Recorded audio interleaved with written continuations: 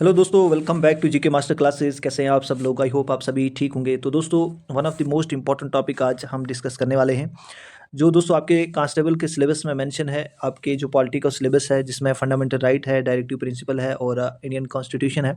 Already हमने दोस्तों Indian constitution और फंडामेंटल राइट्स पे वीडियोस बनाई है, आप ज़रूर जाके प्लेलिस्ट में देख सकते हैं।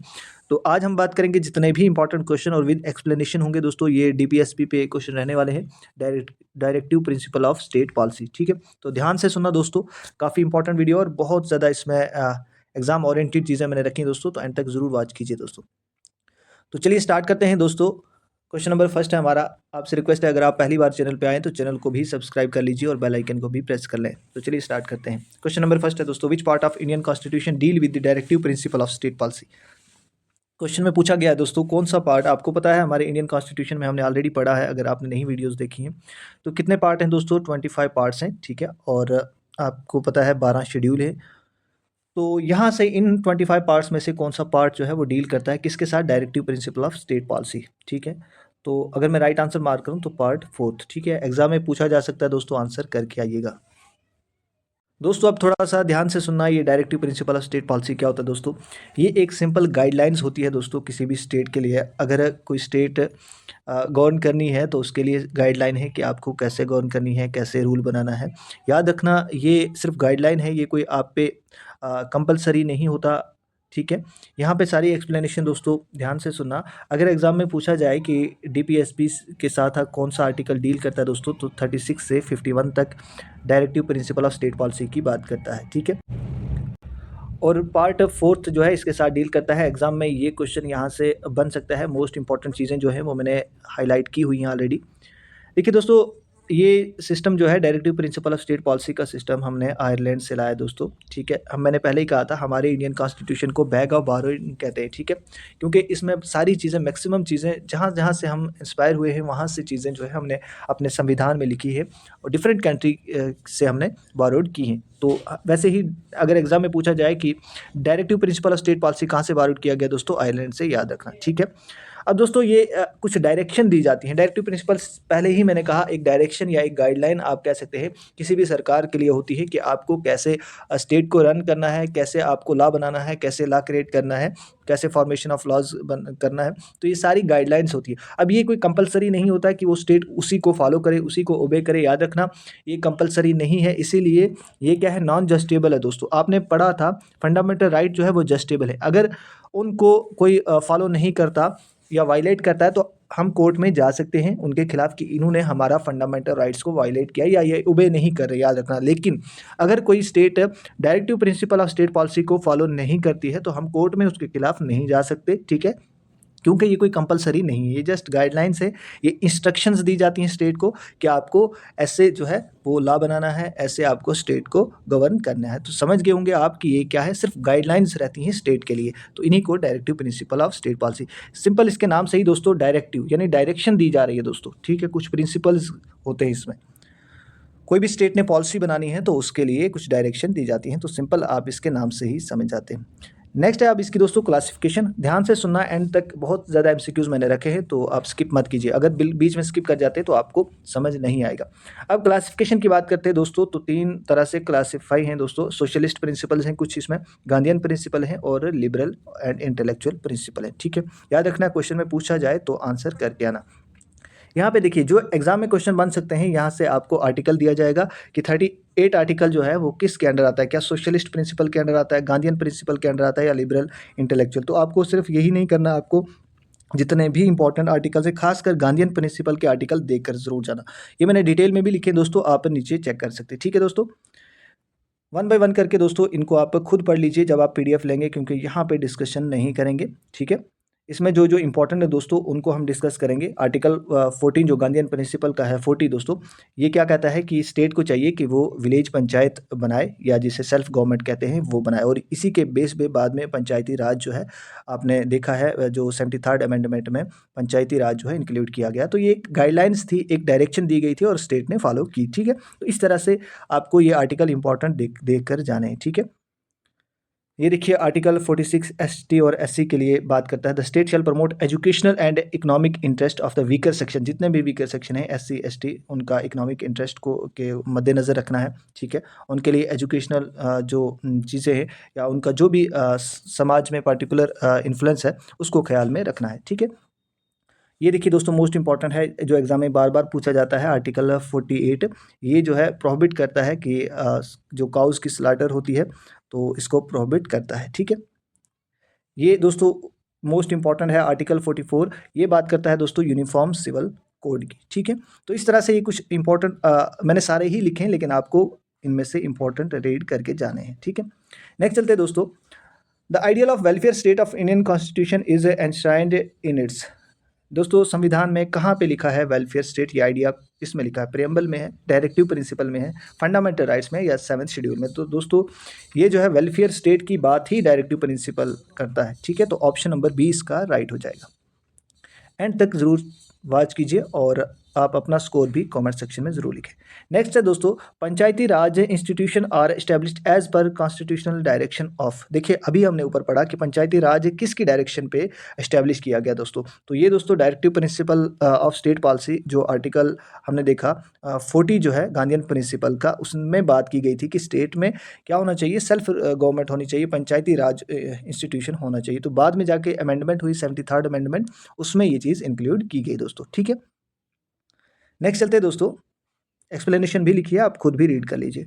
नेक्स्ट है article dash dash of the constitution of India define uniform civil code. अभी हमने ऊपर पढ़ा दोस्तों, यूनिफॉर्म सिविल कोड जो है आप याद रखना 4 दोनों सिमिलर हैं, तो इस तरह से आप याद रखना ये यूनिफॉर्म सिविल कोड, ठीक है, इसके साथ डील करता है।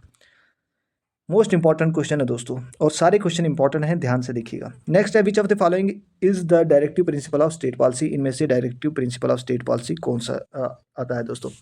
अगर आपने ऊपर पढ़ा होगा दोस्तों, एबॉलिशन ऑफ अनटचेबिलिटी, ये फंडामेंटल राइट्स में आता है दोस्तों, ठीक है, आपको पता होना चाहिए। Protection of life and personal liberty, protection of interest of minorities. तो यहाँ पे मैं एक ही देख रहा हूँ दोस्तों, फॉर्मेशन ऑफ ग्राम पंचायत की बात जो है ये डायरेक्टिव प्रिंसिपल में की गई, बाकी कहीं ना कहीं फंडामेंटल राइट्स के रिलेटेड है। तो बात की गई थी इनमें से डायरेक्टिव प्रिंसिपल कौन सा है, तो ऑप्शन नंबर 20 का राइट हो जाएगा, ठीक है दोस्तों।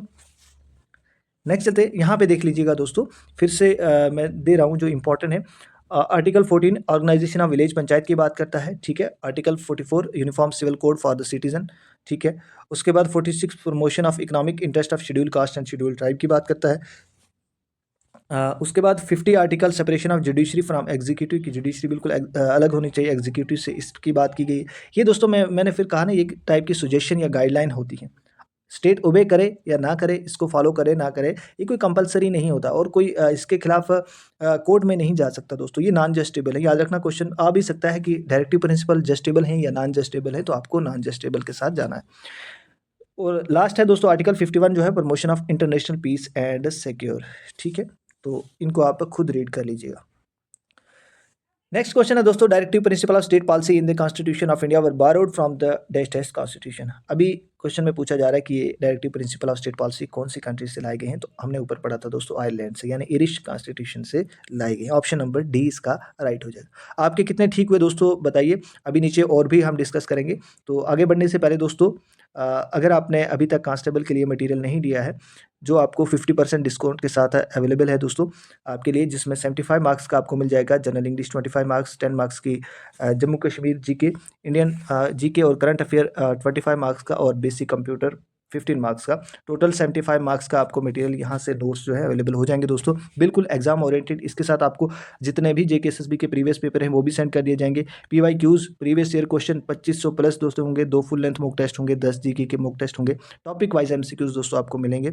और ये सारी चीज़ें दोस्तों बिल्कुल एग्जाम ओरिएंटेड और आपका टाइम सेव करने वाली चीज़ें हैं दोस्तों, तो आप इनको लीजिए। ये आपको जस्ट 199 में, ऐसे ओरिजिनल प्राइस दोस्तों इसकी 399 है, लेकिन आपको 50% डिस्काउंट के साथ 199 में मिल रही है दोस्तों। आपको करना क्या है, कांटेक्ट कर सकते हैं। और इसके साथ इस सभी के दोस्तों साथ आपको क्या मिलने वाला है दोस्तों, यहाँ पे 1 लाइनर क्वेश्चन भी 3000 प्लस जो है मिलेंगे, जिसमें इंडियन जीके के होंगे दोस्तों, जम्मू कश्मीर के होंगे 1000, current affair, computer science, Indian history, polity, economy और GK with special reference to Jammu and Kashmir भी मिलने वाला है। तो चलिए नेक्स्ट चलते हैं दोस्तों। अगर आपने सीरियस कैंडिडेट हैं तो अभी मैसेज कीजिए और इसको मटेरियल को परचेज कीजिए और अपनी तैयारी को कंटिन्यू करिए, ठीक है। नेक्स्ट चलते हैं दोस्तों। क्वेश्चन है, in India which of the following is a Gandhian principle of directive principle. अब तीन हमने पढ़ा था, सोशलिस्ट, लिबरल और गांधीयन प्रिंसिपल हैं। इनमें से बताना दोस्तों आपको, इनमें से गांधीयन प्रिंसिपल कौन सा आपको दिख रहा है दोस्तों। तो हमने पढ़ा था ये गांधी जी का ही आइडिया था कि विलेज पंचायत होनी चाहिए, तो ऑर्गेनाइज विलेज पंचायत ये गांधीयन प्रिंसिपल, ऑप्शन नंबर 20 का राइट हो जाएगा दोस्तों। ये देखिए एक्सप्लेनेशन आप खुद भी रीड कीजिए। और ये गांधीयन प्रिंसिपल में ये वाले इंपॉर्टेंट आर्टिकल्स आते हैं, article 40, article 43, article 43B, article 46, article 47 और आर्टिकल 48, ठीक है दोस्तों। नेक्स्ट चलते दोस्तों। What are the ideal that state must keep in mind while framing policies. जब भी स्टेट ने कोई पॉलिसी बनानी है, कोई लॉ बनाना है, तो क्या चीज़ उनके माइंड में होनी चाहिए दोस्तों। तो वो directive principle of state policy, यानी जो उनको गाइडलाइंस दी गई हैं वो उनके माइंड में होनी चाहिए जब वो कोई भी पॉलिसी बनाते हैं, ठीक है दोस्तों। दोस्तों अगर आपको वीडियो अच्छी लग रही है तो ज़रूर लाइक बटन को प्रेस कीजिए और अपने फ्रेंड्स के साथ ज़रूर शेयर करें। और नेक्स्ट टॉपिक इस पे चाहिए वो भी बताइए। नेक्स्ट है दोस्तों, which of the following article in the Indian constitution state the Gandhian principle. इनमें से गांधीयन प्रिंसिपल के साथ कौन से आर्टिकल डील करते हैं दोस्तों। तो बताइए राइट आंसर इसका क्या होगा। दैट इज़ 42, 48, ठीक है। ऑप्शन नंबर ए जो है इसका राइट हो जाएगा। नेक्स्ट है दोस्तों, इसमें कौन सा आर्टिकल है जो promotion of welfare of people के लिए बात करता है दोस्तों। बताइए इसका राइट आंसर। दोस्तों इसका जो राइट आंसर है ऑप्शन नंबर बी जो है इसका राइट हो जाएगा, ठीक है। आर्टिकल 38। नेक्स्ट है दोस्तों, which article emphasis equal justice and free legal aid की बात करता है। तो ये कौन सा आर्टिकल इक्वल जस्टिस और फ्री लीगल एड की बात करता है दोस्तों। बताएं इसका राइट आंसर। दोस्तों इसका जो राइट आंसर है ऑप्शन नंबर बी जो है राइट हो जाएगा, आर्टिकल 39A, ठीक है। काफ़ी इंपॉर्टेंट क्वेश्चन है, ध्यान से देखिएगा। नेक्स्ट है दोस्तों, which article focus on the right to work, ठीक है। कौन सा आर्टिकल इस पे फोकस करता है, राइट टू वर्क, एजुकेशन और पब्लिक असिस्टेंस। तो इसका अगर मैं राइट आंसर मार्क करूँ, आर्टिकल 41 जो है डील करता है। आपको ये सारे आर्टिकल्स दोस्तों पता होना चाहिए। फिलहाल आपका कांस्टेबल का एग्जाम है दोस्तों, तो आपको बेसिक क्वेश्चन हो सकता है, directive principle of state policy justiciable है, नॉन जस्टिबल है, कहाँ से बारोड किया गया है, कौन सा पार्ट डील करता है, कौन से आर्टिकल्स हैं। और जो मैंने मोस्ट इंपॉर्टेंट बताया, आप आर्टिकल 40 को देख लीजिएगा और आर्टिकल 48 को देख लीजिएगा, आप 44 को देख लीजिएगा, आप 51 आर्टिकल को पढ़ लीजिएगा, आप 50 आर्टिकल को पढ़ लीजिए। इंपॉर्टेंट है जो एग्जाम पॉइंट ऑफ व्यू से। फिर अगर आप और पढ़ना चाहते हैं तो गांधीयन प्रिंसिपल को ज़रूर पढ़ लीजिएगा, उसके जितने भी आर्टिकल हैं वो किसके साथ डील करते हैं वो आप ज़रूर पढ़ लें। नेक्स्ट है दोस्तों, कौन सा आर्टिकल जो है फोकस करता है, ये सारे डायरेक्टिव प्रिंसिपल के आर्टिकल हैं दोस्तों। कोऑपरेटिव सोसाइटी की बात करता है दोस्तों, तो कौन सा आर्टिकल डील करता है इसके साथ। बताएं राइट आंसर। आई होप आपने भी मार्क कर लिया होगा। अगर मैं राइट आंसर मार्क करूं तो आर्टिकल यहाँ पे 43B इसका राइट हो जाएगा, ठीक है दोस्तों। नेक्स्ट चलते हैं दोस्तों, which article pertain to the separation of judiciary from the executive. कौन सा आर्टिकल जो है ये बात करता है सेपरेशन ऑफ जुडिशरी की। जुडिशरी बिल्कुल अलग होनी चाहिए एग्जीक्यूटिव से, तो ये हमने ऊपर पढ़ा था। आर्टिकल 50 जो है ये बात करता है, ऑप्शन नंबर डी जो है राइट हो जाएगा। नेक्स्ट है दोस्तों, the state shall endeavour to promote cottage industry, ठीक है। कोटेज इंडस्ट्री जो आपके छोटे लेवल पे जो इंडस्ट्री होती हैं, जो आपके लोकल लेवल पे होती हैं, ठीक है, उनको प्रमोट करना है। ये भी हमारे डायरेक्टिव प्रिंसिपल में दिया गया है दोस्तों। तो ये कौन से आर्टिकल में दिया गया है, बताइए राइट आंसर। काफ़ी इंपॉर्टेंट है, आर्टिकल 43 जो है बात करता है कोटेज इंडस्ट्री की, ठीक है, याद रखना। चले नेक्स्ट, ये भी मोस्ट इंपॉर्टेंट आर्टिकल है। The state shell protect every monuments और प्लेस ऑफ आर्टिस्टिक और हिस्टोरिक इंटरेस्ट। कौन से आर्टिकल में ये चीज़ मेंशन की गई है कि आपको प्रोटेक्ट करना है, यानी स्टेट को प्रोटेक्ट करना है, जितने भी मोनूमेंट्स हैं, हिस्टोरिकल मोनूमेंट्स हैं, हिस्टोरिकल चीज़ें हैं जो हिस्टोरिक इंटरेस्ट के लिए काफ़ी इंपॉर्टेंट रहते हैं। तो ये कौन से आर्टिकल में लिखा है दोस्तों। तो ये है आर्टिकल 49, ठीक है, ऑप्शन नंबर बी। तो दोस्तों आज की वीडियो में इतना ही। आई होप आपको यहाँ से डायरेक्टिव प्रिंसिपल के जितने भी क्वेश्चन बन सकते हैं मैंने वो कोशिश की है। यहाँ से बाहर मुझे नहीं लगता कि कोई क्वेश्चन आपको directive principle of state policy से पूछा जाए। हार्डली इस टॉपिक से एक क्वेश्चन आपको एग्जाम में ज़रूर। और याद रखना, पॉलिटी के क्वेश्चन जो भी टॉपिक है उनको ध्यान से पढ़ना, यहाँ से क्वेश्चन आपको आने के ज़्यादा चांसेस होते हैं। और आप PDF को खुद लीजिए, खुद रीड कीजिए। अगर टेलीग्राम ज्वाइन करना चाहते हैं तो वहाँ पर भी PDF मिल जाती है। अदरवाइज़ जब आप कोर्स लेते हैं तो उसके साथ ये सारी PDF जो है वो मिल जाती हैं। ये ऑलरेडी हमारे व्हाट्सएप ग्रुप में भी सेंड कर दी गई है बहुत पहले से ही, क्योंकि मैं नहीं चाहता कि बच्चों का टाइम वेस्ट हो। तो जैसे ही ये बनती है, और भी बहुत सारा कंटेंट ऑलरेडी बना हुआ है दोस्तों, तो अगर आप लेना चाहते हैं तो ज़रूर कॉन्टैक्ट कीजिए। गिवन नंबर है यहाँ पे, इस पर मैसेज करें और आपको व्हाट्सएप पे ही within second after payment जो है आपको सारी चीज़ें सेंड कर दी जाएंगी। सो थैंक्स फॉर वॉचिंग, मिलते हैं नेक्स्ट वीडियो, और कमेंट में ज़रूर बताएं कि नेक्स्ट टॉपिक कौन सा होना चाहिए। Thanks for watching.